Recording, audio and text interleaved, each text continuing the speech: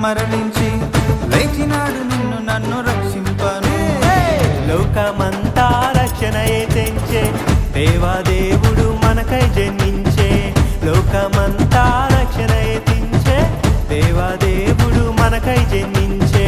లోకాన్నే రక్షింపను పుట్టినాడు కారణ జన్ముడు.